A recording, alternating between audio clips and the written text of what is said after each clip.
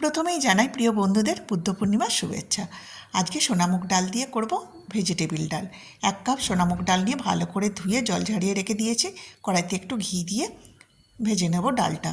সামান্য ভাজবো, 30 সেকেন্ডের মতো ভাজবো, খুব বেশি লাল লাল করে ভাজবো না। আজকে ভেজিটেবিলের মধ্যে রয়েছে শুধু গাজর আর বিনস, খেতে ইচ্ছা করেছে তাই ওইগুলো দিয়ে আজকে তৈরি করে নেব আজকে ভেজিটেবিল ডাল। শীতকাল হলে আরও বেশি সবজি পাওয়া যেত, কপি মটরশুঁটি এগুলো দিলে আরও সুন্দর হয়। যা আছে তাই দিয়ে আজকে মুগ ডালটা করব।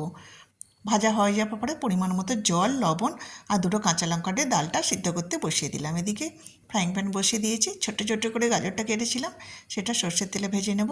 আর এতে একটু ভাজা হলেই গাজরটা দিয়ে দেবো বিনসগুলো ভাজা হচ্ছে। এদিকে দেখব, মাঝে মধ্যেই দেখে নেব যে ডালটা কতটা সিদ্ধ হলো। বেশি সিদ্ধ হয়ে গেলে ডাল গলে গেলে, খুব বেশি গলে গেলে খেতে ভালো লাগে না, টেস্টটাই চলে যায়। এখনও বাকি আছে, সিদ্ধ হোক। এদিকে একটা জিরে, মৌরি আর আদার মশলাটা বেটে নেবো শিলেতে। এখানে কিশমিশ দিয়ে দিলাম সবজির মধ্যে। এগুলো সব কিছু ভাজা হয়ে গেছে। এদিকে দেখছি ডালটাও আমার সিদ্ধ হয়ে গেছে। ডালটা নামিয়ে কড়াটা ভালো করে পরিষ্কার করে দিয়ে দেবো সর্ষের তেল। দিয়ে দিলাম, এখানে ফোড়ন দিলাম আর দিয়ে দিয়েছি শুকনো লঙ্কা, তেজপাতা।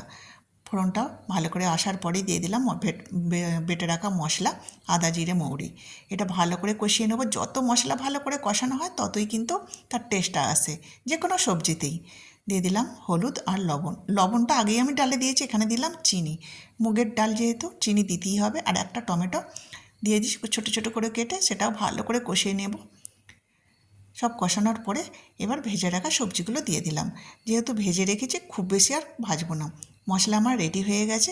এবার সিদ্ধ করা ডালটা দিয়ে দেব।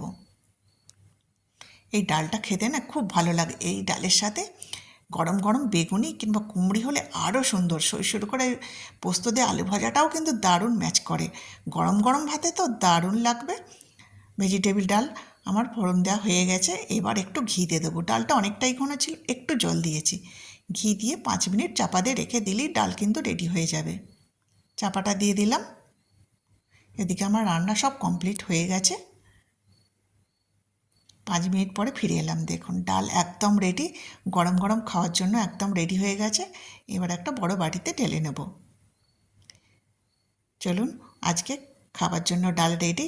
কেমন হয়েছে ভিডিওটা অবশ্যই জানিও। ভালো লাগলে আবারও আমার চ্যানেলটিকে লাইক, শেয়ার, সাবস্ক্রাইব করে পাশে থাকবেন। সকলকে ধন্যবাদ জানাই। চলুন এবার খেতে বসা যাক। আজকে গরম গরম ভাত নিয়ে নিয়েছি। প্রথমেই আমি একটু ডালটা টেস্ট করব। খেতে কিন্তু আমার কখন থেকে ইচ্ছা করছে। নিয়ে নিলাম, সবার খাওয়া হয়ে গেছে, আমি লাস্টে খেতে বসেছি। ডালের মধ্যে একটু লেবু নিয়ে এইবার খেয়ে নিলাম। চলুন, আজকের মতো এলাম, আবার আসবো আগামীকাল।